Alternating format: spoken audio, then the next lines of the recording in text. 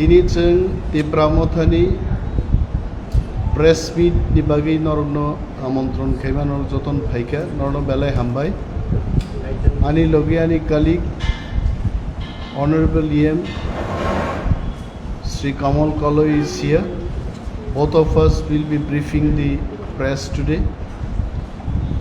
Sang puilano tinini press briefing ni madhyome Miyachini Sara Tripurao Rural Development Block Tamungi Village Committee election nangya Village Committee no dakti khlainani bagi Mohamanno Rajyopal ni thani Block Development Officer ni bisingte sang memorandum rakha o memorandum yafarnani programo Tipra Mothani warriors rok হাজারে বিজারে high অংশগ্রহণ খাইবিগা जों বরগ্ন বেলাই বেলাই পাইফ্লাই হামবাই আফা এবং অসংখ্য ধন্যবাদ আমাদের তিপ্রা মথা ওয়ারিয়ার্সদের যে গতকাল অনেক সাকসেসফুলি আমরা আমাদের দাবি মহামান্য রাজ্যপালের কাছে ভিডিওদের মাধ্যমে দিতে পেরেছি সেই কারণে তিপ্রা মথা পার্টির পক্ষ থেকে ওয়ারিয়ার্সদের আমরা ধন্যবাদ জানাচ্ছি তে একটা বিষয়টা আমরা দেখেছি যে গতকাল আমাদের পাশাপাশি বিজেপি দলের পক্ষ থেকে তিপ্রা মথার এডিসি অ্যাডমিনিস্ট্রেশনের বিরুদ্ধে চার্জশিট প্রদানের নামে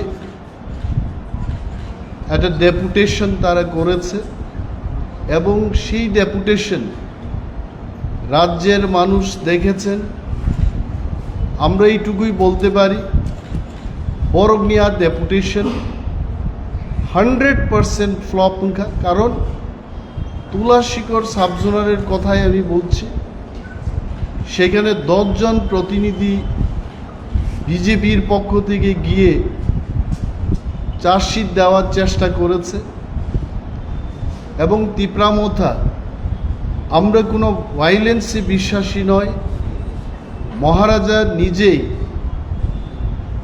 শান্তিপূর্ণভাবে যেন সবাই যার যার রাজনৈতিক কর্মসূচি পালন করতে পারে তার জন্য শান্তির জন্য উনি আবেদন জানিয়েছেন রাজ্যের মানুষের কাছে এবং আমরা সত্যিই তাই করেছি কিন্তু আমরা লক্ষ্য করেছি গতকাল যে বিজেপি পার্টির পক্ষ থেকে বিভিন্ন জায়গায় তারা প্রি প্ল্যান ভায়োলেন্স হিংসার ঘটনা করার চেষ্টা করেছে অম্পিতে যে ঘটনা হয়েছে আপনারা জানেন সেখানে তিপ্রা মথার কর্মীদের উপর ওরাই আক্রমণ করেছে প্রথম একবার নয় দুইবার একই দিনের মধ্যে আক্রমণ করেছে এবং দোষীদের এখনো পর্যন্ত গ্রেপ্তার করা হচ্ছে তিপ্রা মথার পক্ষ থেকে আমরা দাবি জানাচ্ছি দোষীদের যেন গ্রেপ্তার করা হোক এই চার্জশিট কেন বিজেপি তিপ্রা মথার বিরুদ্ধে এই চার্জশিটটা এনেছে এটি কিছুই না মানুষের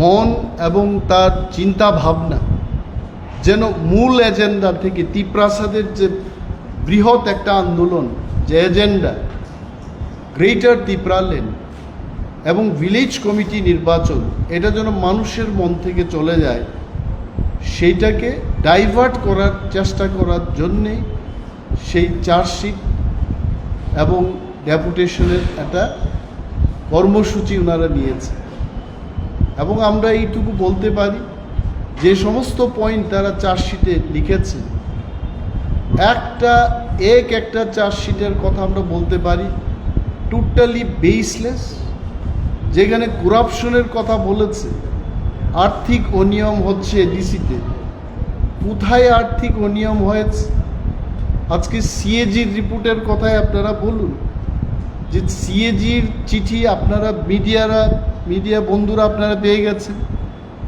ও সিএজি রিপোর্ট 2014, 2015, 2016 নিবাগেই চিঠি সিজাক এবং আজ ওরাও তিপ্রা মথা ক্ষমতাও গড়ে আজকে 2021, 22, সালে এসে তারা জিজ্ঞেস করছে যে এই রিপোর্টগুলো আমরা কেন দিচ্ছি না, কেন তৈরি করছি। আমরা অনুরোধ করব বিজেপি নিয়ে বড় সানান মুসুঙ্গ যে জাস্ট একটা কর্মসূচির নামে মানুষকে বিভ্রান্ত করার জন্যে বেসলেস এমন একটা কর্মসূচি বা পয়েন্ট তুবনানি কজ্ঞা ত্রিপুরান বরক শিব তিপ্রা মথা হাপাঙ্গ আচুগই তামো তামো খ্লাইনানি চেষ্টা খাইত। আমার পরে আমাদের অনারেবল হেলথ উনিও বলবেন কয়েকটি কথা, যেখানে মেমোরেন্ডামে তারা বলেছে যে নার্সিং ট্রেনিদের কি করে নিয়োগ করা হয়েছে উনি জবাব দেবেন, কিন্তু এইটুকু বলতে পারি অনিয়মের কোনো ঘটনা সেখানে নেই। মেরিটের উপর দাঁড়িয়েই সমস্ত সিলেকশন প্রক্রিয়াগুলো হলো।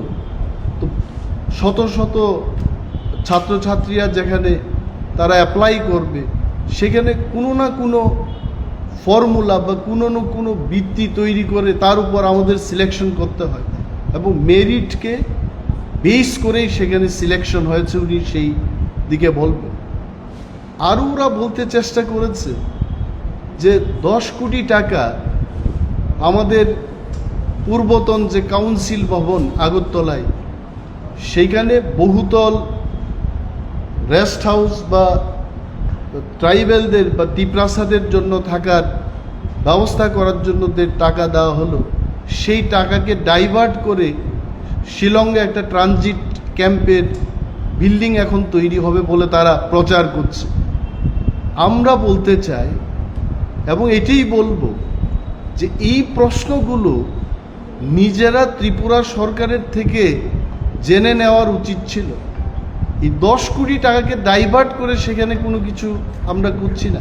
এটা নতুন করে ত্রিপুরা সরকার আমাদের অনুমোদন দিয়েছেন যে শিলংয়ে নতুন করে একটা ট্রানজিট ক্যাম্প হোক, সেখানে টিটিএডিসি ভবন হোক। এটা কিন্তু সেই 10 কোটি টাকাকে ডাইভার্ট করার আমরা কোথাও চেষ্টা করি এবং that permission, that approval has been given by the state government only.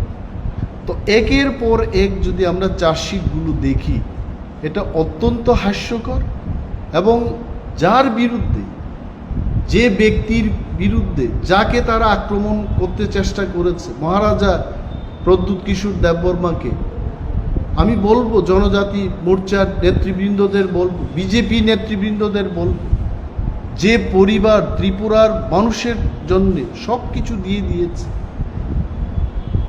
পূর্ব পাকিস্তান থেকে যারা এসছেন তাদের জন্য সব কিছু দিয়েছে, ওই পরিবারকে আক্রমণ করার চেষ্টা করছে। এটা কিছুই না। বিজেপির যে নোংরামি রাজনীতি এটা এমন জায়গায় গেছে, এটা লজ্জাজনক। রাজনীতির একটা লেভেল থাকে, সেই লেভেল থেকে অতি নিম্ন স্তরে গিয়ে রাজনীতি করতে বিজেপি চেষ্টা করছে। আমরা অনুরোধ করব রাজনীতিতে ব্যক্তি আক্রমণ না করে রাজ্যের মানুষের জন্য কে কি কাজ করেছে সেই ব্যাপারে আমরা প্রশ্ন তুলতেই পারি। আজকে টিটিএডিসি যা করতে চেষ্টা করেছে, আমাদের গত 17 মাসের যে খতিয়ান আপনারা যদি আমাদের জিজ্ঞেস করেন, আমরা বলব যে টেলিমেডিসিনের যে ব্যবস্থা, আমাদের হেলথ এখানে বসে আছেন, আবারও ক্লাইমানি, ওই সমস্ত ফেসিলিটিস গত 38 বছরে মানুষ কল্পনাও করতে পারে না। আগামী দিন এই টেকনোলজির মাধ্যমে ত্রিপুরার প্রত্যন্ত অঞ্চলে যেখানে বিদ্যুৎ পরিষেবার কোনো ব্যবস্থা নেই, যেখানে পানীয় জলের কোনো সোর্স নেই, সেখানে এই সমস্ত টেকনোলজির মাধ্যমে আমরা পানীয় জল প্রদানের একটা প্রচেষ্টা চালাচ্ছি। এই পীর সমর্থকদের যে বা যারাই জনজাতি মোর্চাতে এখন রয়ে গেছে তাদেরকে কুরামিন দেওয়ার জন্যই এই ডেপুটেশনের তারা ব্যবস্থা করেছে। They must do their homework. আমরা বলবো যে মানুষকে বিভ্রান্ত করার কোনো চেষ্টা করা উচিত নয়। তারা কি কাজ করেছে গত 4.5 বছরে মানুষের কাছে সেই কথাগুলো বললে আমাদেরও পরিষ্কার হবে, মানুষেরও পরিষ্কারভাবে সেটা বোঝার সুবিধা থাকবে এবং আগামী দিন বিজেপি মানুষের কল্যাণে কী করতে চায় সেই কথাগুলো তাদের বলা উচিত। এবং আবারও ত্রিপুরার শত শত হাজারো মানুষ যারা আমাদেরকে সমর্থন করেছেন, যারা আমাদের গ্রেটার ত্রিপুরা লেন এবং ভিলেজ কমিটি নির্বাচন অতি দ্রুত এইখানে করা হোক সেই দাবিকে নিয়ে যারা এসছেন তাদের আবারও ধন্যবাদ জানাচ্ছি। এইবার আমাদের এক্সিকিউটিভ মেম্বার হেলথ ডিপার্টমেন্টের উনি কয়েকটি কথা বলেন। কি বলে ওটাকে চার্জশিট জমা দিয়েছেন 7 জুনালে। আমি তো বলতে চাই ওটা আমাদের ডেপুটি সিএম স্যার যেটা বলেছেন যে 100% ফ্লপ। আমার মুঙ্গিয়া কমিটি তো কে বা কারা গেল খুঁজে পেল না, বাইকে করে 2 জন চলে গেলো, টুস করে দরজাতে ফেলে আসলো আর চলে আসলো, এরকম কাণ্ডকীর্তি করেছে গতকালকে ওনারা। যেখানে আমরা 2000-3000-এরও বেশি মানুষ সমাগম করে গতকালকে আমরা বিডিওর মারফত মহামান্য রাজ্যপালের কাছে আমাদের তাড়াতাড়ি বিসি ইলেকশন করার জন্য আমরা যে ডেপুটেশনটা দিলাম সেটা। তো কথা হলো হেলথ ডিপার্টমেন্টে কয়েকটি বিষয় এবং মাননীয় এমপি সাহেব রেবতী মোহন ত্রিপুরা উনি মারাত্মক অভিযোগ করেছেন যে নার্স নিয়োগের ক্ষেত্রে স্বজন পোষণ এবং একটা কমিউনিটিকে শুধু নার্স চাকরি দেওয়া হয়েছে, শুধু দেববর্মা কমিউনিটিকে নার্স চাকরি দেওয়া হয়েছে। অ্যাকচুয়ালি নার্স চাকরি না ওইটা, উনি হয়তোবা ওনাকে কেউ বলেছেন, উনি শুনেছেন, বা উনি হয়তোবা অ্যাপ্রেন্টিসিস কি ওইটা হয়তো জানেন না।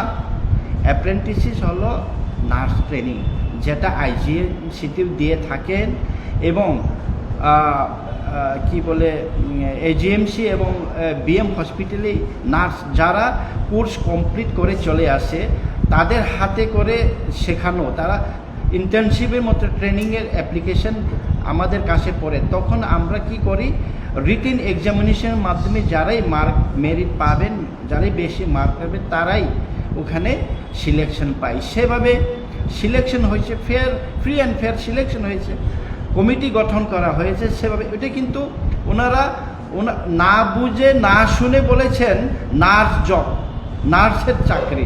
অ্যাকচুয়ালি অ্যাপ্রেন্টিসিস কি, নার্সের ট্রেনিংকে ওনারা হয়তো বা বুঝেন না, রাজ্য সরকার যেভাবে চলছে ওনারা খোঁজখবর নেন না। ওইটা ট্রেনিং, 6 মাসের জন্য ট্রেনিং।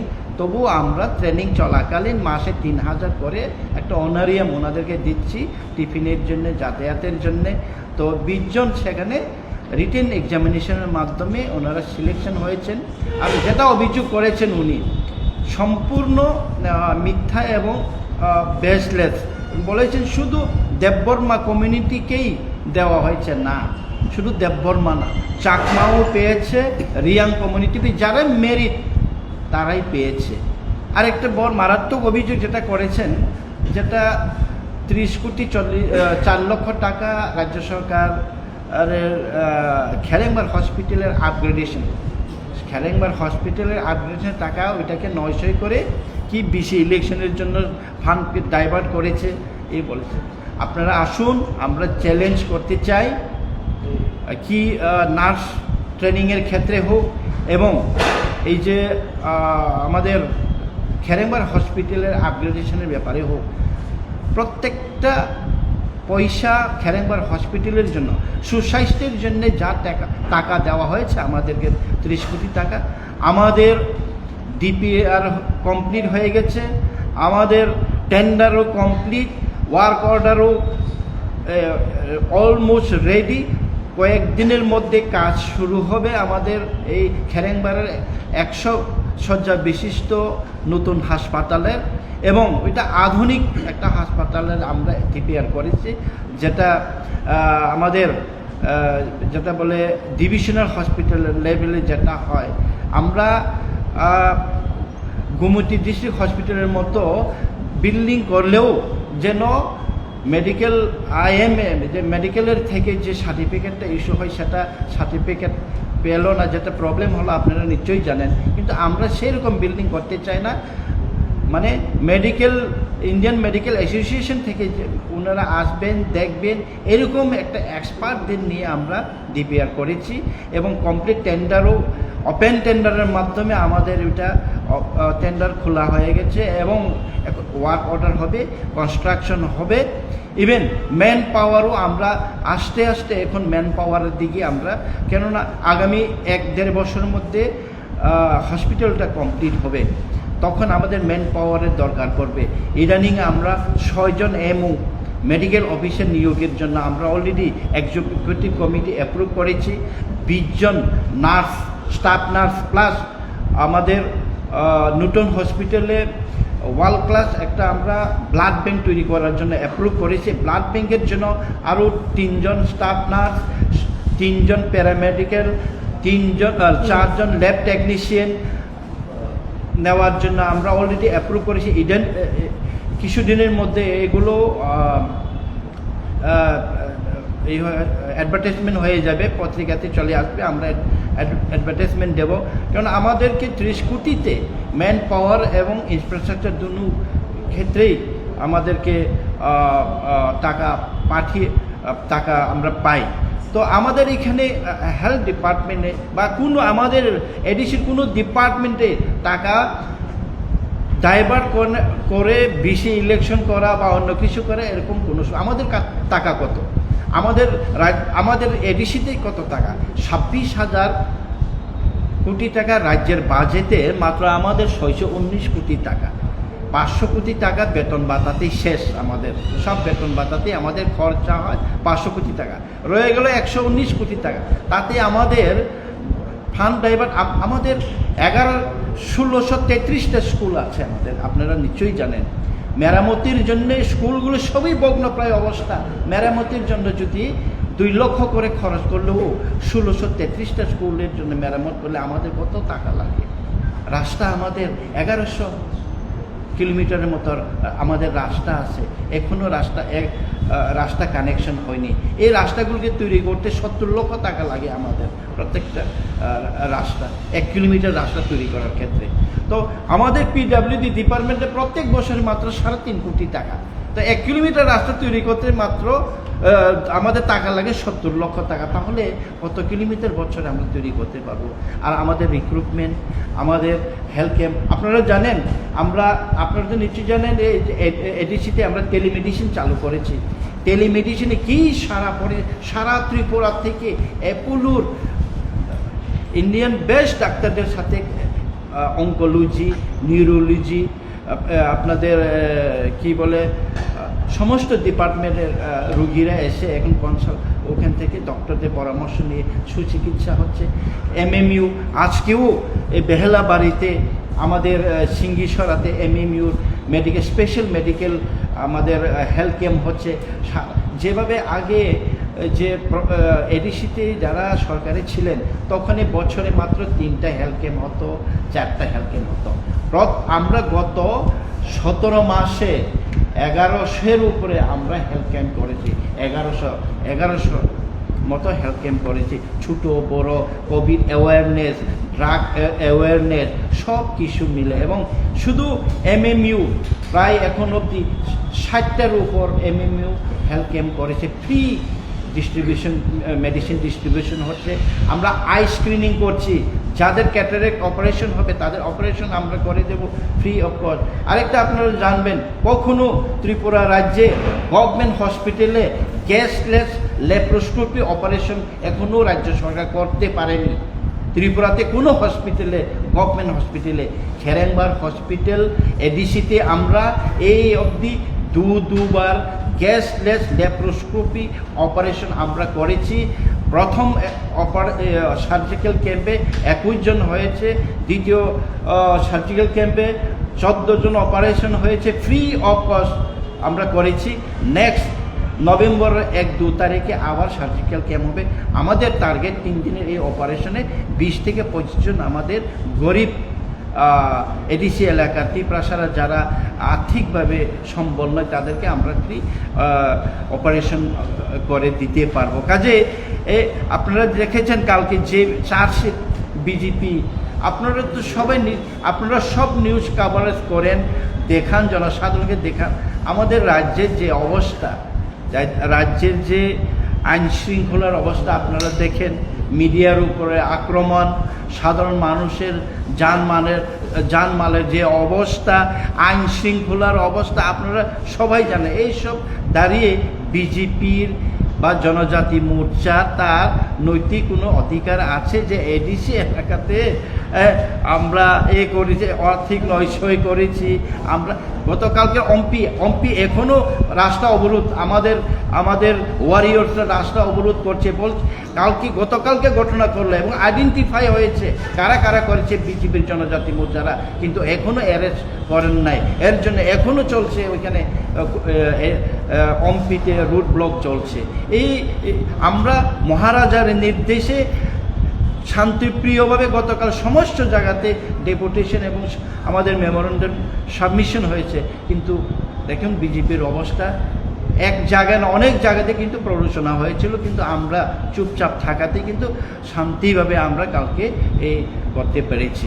আপনাদের যদি কোনো প্রশ্ন থাকে আমাদের ডেপুটি সিএম সাহেব বলবেন, আর আমার বিষয়ে যদি ডিপার্টমেন্ট বিষয়ে যদি কোনো প্রশ্ন থাকে আপনারা জিজ্ঞেস করতে পারেন। গতকালকে অম্পিনগরের বিজেপি একজন জনজাতি মোর্চার নেতা অভিযোগ করেছে যে বিজেপি যে ছবি মিছিল করে যাচ্ছিল তখন ত্রিপুরামতার কিছু কর্মীরা তাদের গেট পাটকেল মেরেছে এবং 8-9 জন বিজেপি সাপোর্টার জনজাতি মোর্চার সাপোর্টার আহত হয়েছে।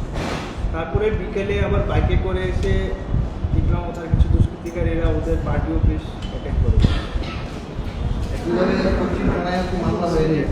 একটা জিনিস হচ্ছে, এটা বিজেপির বক্তব্য। রিপোর্টাররা আপনারা সরজমিনে যেতে পারেন। আমরা চ্যালেঞ্জ ছুড়েই বলছি, তথ্য দিয়ে বলছি, the first attack was made by BJP party and also on the same day second time attack করেছে। এই সমস্ত কথা না বলে বিজেপিকে আমরা জিজ্ঞেস করছি, why are you so scared about village committee election? village committee election করো, ইলেকশন থেকে আপনারা মানে এড়িয়ে যাচ্ছেন কেন ইলেকশনকে? কেন জানেন? Because BJP is afraid of Tripura Motha. ওরা হারবে, ওরা জানে। এখন নানাও কথা বলবে, পুলিশ এদের হাত। পুলিশ কি করছিল তখন? তুলাশিখরে 10 জন বিজেপি সমর্থককে নিয়ে যাওয়ার জন্য 400 জন সিআরপিএফের ব্যবস্থা করেছে। গণতন্ত্রের ইতিহাসে এই বুঝি মানে 10 জন পলিটিক্যাল ওয়ার্কারকে গার্ড দিয়ে 400 জন সিআরপিএফ নিয়ে যাওয়ার ঘটনা আমি দেখেছি আমার লাইফে। So we know, the people know where is BJP. বিজেপির পপুলারিটি মানুষের কাছে কোন জায়গায় দাঁড়িয়েছে, people only have come to know. And আমরা বলবো যারা দোষী, যারা অ্যাটাক করেছে, ত্রিপুরামতার সমর্থকরাই তো হাসপাতালে গেছে, বিজেপির তো কেউ যায়নি সেখানে। They should be arrested. If anything is there, he'll tell. I wanted in English to say it in Bengali, but there are allegations that there is huge corruption going on, and the CAG has written to the present tenure of your government that no audit has taken place. What is your take on that? See, I'll tell you, I think you have seen that letter from CAG. That letter, the audit report was to be given for 2014 and 2015. The second financial year they mentioned was 2015 and 2016. We were not in the power at that time. If CAG had written to us or any authority had written to us for the time, say 2021, 2022 or 2022, 2023, we are in a position to give that reply. But the letter itself is of 2014 to 2016. This is absurd. And second point is that they are talking about corruption by Tipra Motha. I am telling very clearly, out of 26,800 crores state budget, ADC is getting only 619 crores.